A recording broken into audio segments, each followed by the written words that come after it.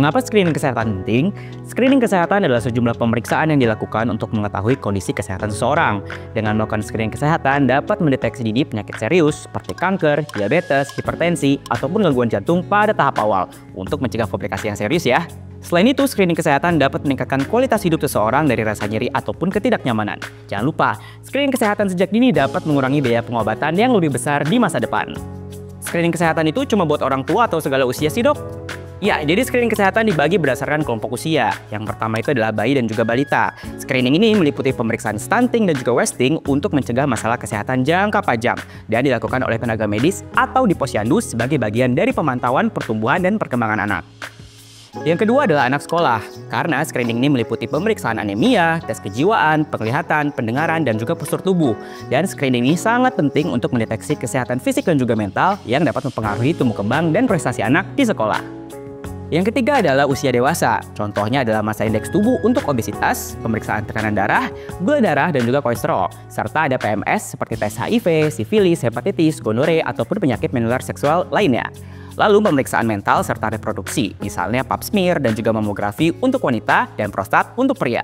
Hal ini dilakukan untuk mencegah dan mendeteksi dini berbagai kondisi kesehatan yang dapat berkembang seiring bertambahnya usia. Yang keempat adalah usia lansia. Pemeriksaan ini meliputi resiko osteoporosis seperti pemeriksaan kepadatan tulang dan juga screening penyakit kronis, contohnya hipertensi, diabetes, radang sendi, dan juga penyakit jantung serta paru. Dan juga penyakit kognitif, misalnya demensia dan juga Alzheimer.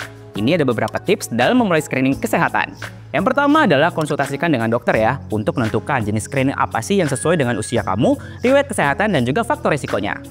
Yang kedua adalah ikuti rekomendasi dokter yang disarankan, karena setiap orang tuh memiliki kebutuhan screening yang berbeda ya. Jadi pastikan kamu mengikuti panduan screening yang relevan untuk usia tertentu serta tata cara dan juga persiapan screening, misalnya puasa sebelum pemeriksaan ataupun arahan lainnya. Yang keempat adalah perhatikan perkembangan atau ada tidaknya gejala baru. Meskipun nih screening rutin dapat mendeteksi dini penyakit, namun gejala baru tetap harus mendapat perhatian ya.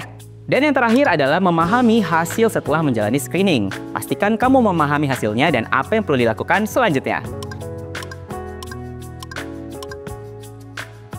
Jika sudah menunjukkan angka yang tidak normal, segera konsultasi ke dokter ya. Nah, kalau screening kesehatan diabaikan, ada resikonya kah?